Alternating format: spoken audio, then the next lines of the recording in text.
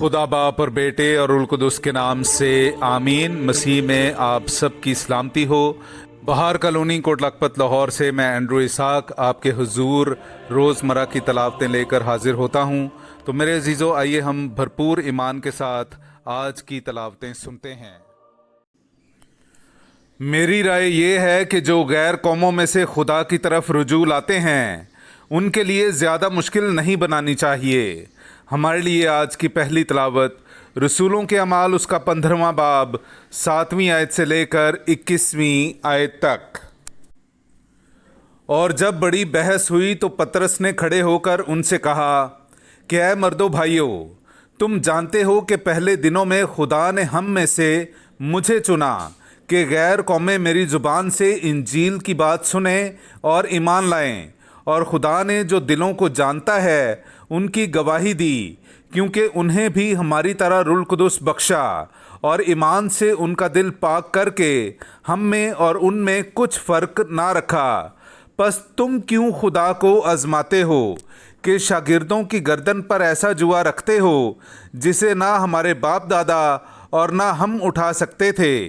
हालांकि हमें यकीन है कि उन्हीं की तरह हम भी खुदाम यीशु मसीह के फजल ही से निजात पाएंगे।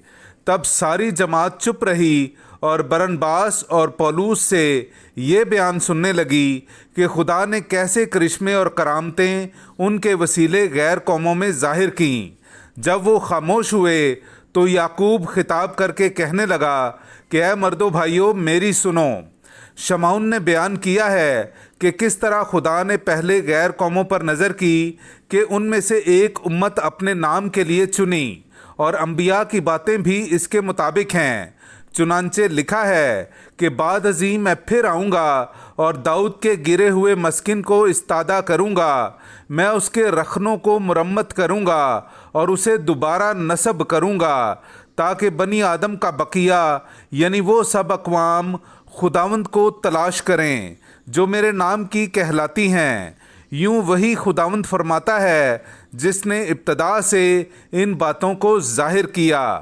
बस मेरी राय ये है कि जो गैर कौमों में से खुदा की तरफ रुजू लाते हैं उन्हें तकलीफ़ ना देनी चाहिए, मगर लिख कर ताकीद की जाए कि बुतों के मकरूहात और हरामकारी और गला घूंटे हुए जानवरों और लहू से परहेज़ करें, क्योंकि पुराने ज़माना से हर शहर में मूसा की शरीयत की मुनादी करने वाले होते आए हैं, और हर सबत को वो इबादत खानों में पढ़कर सुनाई जाती है। पाक कलाम का पढ़ा और सुना जाना हम सब के लिए बाइस बरकत हो। खुदा का शुक्र हो। सब उम्मतों में उसके अजायबात बयान करो, सब उम्मतों में उसके अजायबात बयान करो। मेरे अजीज़ों, आइए हम आज का जमायती ज़बूर सुनते हैं। ज़बूर नंबर 96, उसकी पहली से तीसरी और 10वीं आयत। खुदावंद के लिए एक नया गीत गाओ, ए तमाम ममालिक, खुदावंद के लिए गाओ, खुदावंद के लिए गाओ, उसके नाम को मुबारक कहो। रोज़ बरोज़ उसकी निजात की बशारत दो, कौमों में उसके जलाल का और सब उम्मतों में उसके इजायबात का बयान करो। कौमों के दरमियान मुनादी करो कि खुदावंद सल्तनत करता है। उसने जहान कायम किया है कि वो जुम्बिश ना खाए। वो उम्मतों का रास्ती से इंसाफ करता है। सब उम्मतों में उसके इजायबात बयान करो, सब उम्मतों में उसके इजायबात बयान करो। नाराए हम्द, मसीह जी उठा है, वो जिसने तमाम चीज़ें खल्क की और सब आदमियों पर अपना रहम फरमाया है। हालेलुया। मेरे अज़ीज़ों, आइए हम आज का इंजीली इक़्तिबास सुनते हैं।